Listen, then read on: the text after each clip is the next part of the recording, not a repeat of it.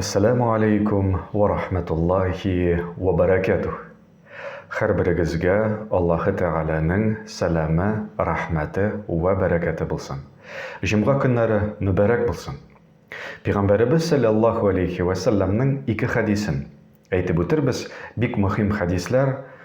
Кемдә кем инде шулай эшли, бу хадислар буенча инде яши, димәк ул ирешкән олуг дәрәҗәгә, иманы ягыннан, тақвалыгы ягыннан ирешкән дигән сүз.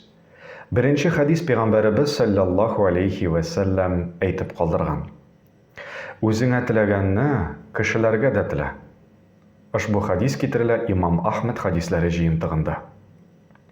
Карагыз әле, үзебезгә теләгәнне кешеләргә дә тели алабызмы?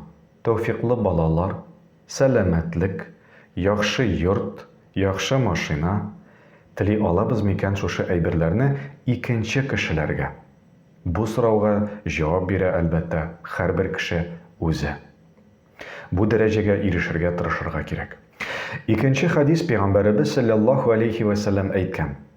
Кемдә кем берәр кешегә карата дуга кылса, фәрештәләр әйтәләр амин диеп, һәм сиңа да шулай булсын диеп дуга кылалар диде. Ошбу хадис китерелә Имам Муслим хадисләре җыентыгында. Карагыз әле, шулай ук без моны эшли алабыз, безнең дугабыз кабул булсын өчен. Безнең дугабыз кабул булсын өчен без икенче кешегә, икенче кардәшебезгә шулай берне сорарга тиешбез, һәм Аллаһы Тәгаләнең фәрештәләре әйтәчәкләр амин диеп, һәм ул дуга кабуллардан булачак.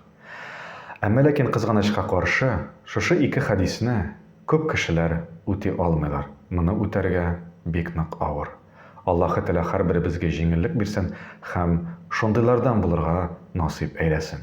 Вассаламу алейкум ва рахматуллахи ва баракатух.